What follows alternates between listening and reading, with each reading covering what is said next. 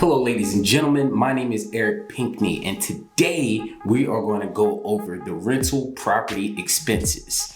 Let's get it.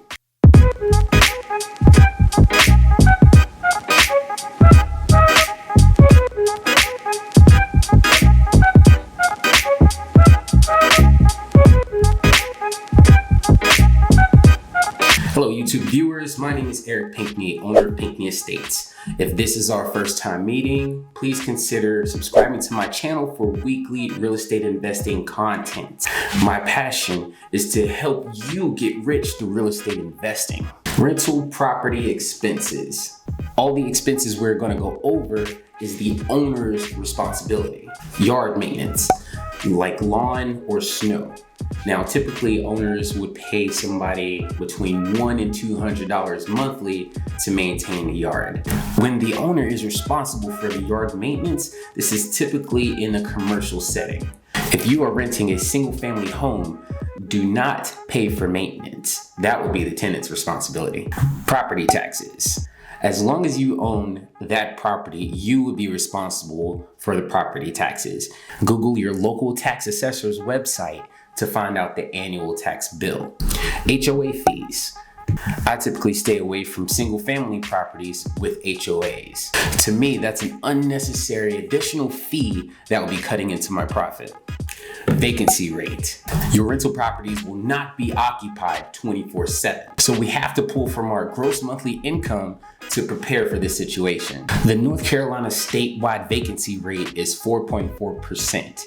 That's 29% lower than the national average. Now, if you are renting a property for $1,000 a month, you need to pull out 4%, which is $40 for a vacancy rate. We're going to spend that money on marketing to future tenants. Repairs. You are responsible for the maintenance of the property. Typically, I take about 10 to 15% out of the gross monthly income for repairs, such as plumbing, electrical, anything that disrupts the function of the property. Capital expenditures. Now, CapEx is in the same category as repairs, but the money that you're setting aside is for future replacement, not repairing, such as a roof, HVAC, brand new plumbing, any large purchase that needs to be made in the future. Now, me personally, I take out an additional 10% for capital expenditures. Property management. Now, property management company, they're responsible for the applications. They are responsible for putting tenants into your vacant property. They are responsible for taking all the calls for repairs and maintenance, and your property management company should be licensed and insured. Here in North Carolina, you have to have a real estate license to be a property manager. It may be different in your state. Check with your local real estate commission. Property managers typically charge between 8 and 12%. So we're gonna go with a nice round number and say 10%. That's our go-to number, right? So 10% of $1,000 if you're renting your house or property for $1,000 a month, take 10% out for your property manager. The following utilities and expenses should be paid by the tenant.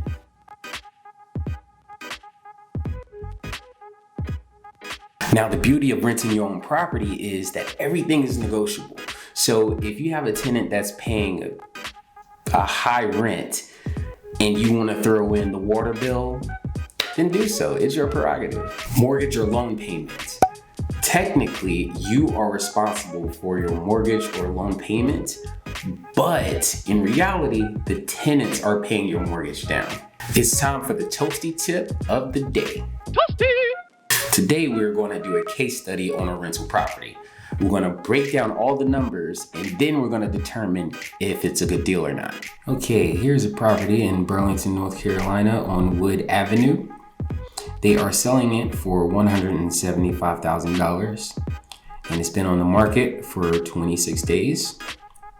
Okay, and let's look at the remarks here.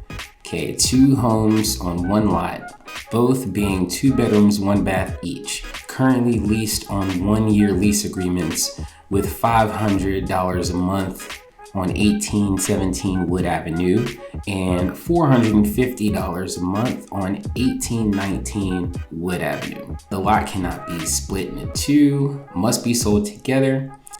There's a new HVAC unit in 1819 Wood Avenue. Occupied, do not disturb tenants.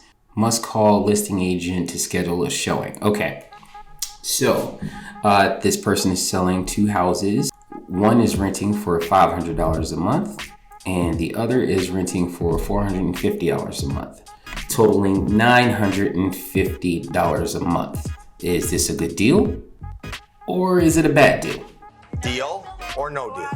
First, we want to go to a mortgage calculator, and I've already did the numbers here. 175, that's a $35,000 down payment at an interest rate of 4%. That is $800 a month, and that also includes taxes and insurance. Okay, so I know that my monthly payment is going to be $800 a month, and the property is cash flowing $950 a month. So let's go to our calculator. Okay, and $950 times 0.04, that is our vacancy rate. Now, that is $38 a month for vacancy. Our next step is to take 10% out for property management, 10% out for maintenance, and 10% out for capital expenditures. All right, so 950 times 0.1. All right, so 10% of $950 is $95 a month. Now multiply that times 3. And that's an additional $285 we have to pull out from our gross income. Okay, so add that to our $38. So that is a monthly expense of $323.